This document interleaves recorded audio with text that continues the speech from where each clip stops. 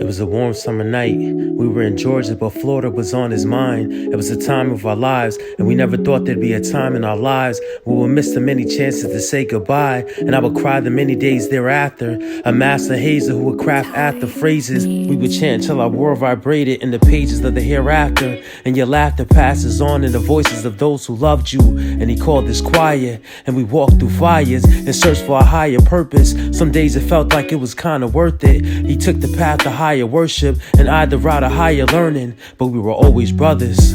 We were each other in other lifetimes. We would teach other brothers how to love one another. We were a pack of wolves, traveling on foot through the jungles of upstate New York, with a scent of Newports and Hennessy and backwoods. Could have you seeing the world backwards, where dreams are laid off backboards. And I wonder how many were lost in the missing chalk or lost blackboards. And some days we become the missing black boys. And some days I imagine you somewhere, mastering the art of fatherhood. I craft the imagery of a piece of chicken in one palm and the world in the other.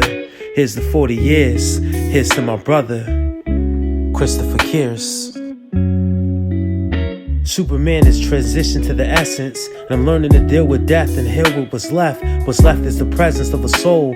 The toll of laying you to rest has been the greatest fear of this week. And in my latest tears, I never thought I'd be this weak. At the peak of my suffering, I find peace in the fact that you're no longer suffering. It was once us against the powers that be, and now it's taking every ounce of power that's in me to stay strong. All day long, I've waited for closure. Composure remains improbable. You live through the impossible, taking these obstacles in stride, while pride kept a smile on your face, and were faced with the void left from your powers. X-ray vision that can see through pain, and be a father even when life becomes obsolete. A complete brother of a separate source, a force that soars the sky, a course complete in later March. And art exists in the abyss of resistance, the strength of knowing when the end was near, and the return to broken earth was no longer an open curse, but the electricity that shocks the heart of those who mourn dying, reviving life inside of each of our bleeding souls. And for that I salute your rightful position, where my brother can be whole, and see that his legacy will continue to be a beacon of hope and keep us close